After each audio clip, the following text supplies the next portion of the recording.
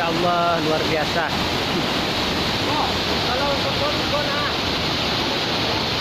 Inilah keindahan alam yang sangat menakjubkan.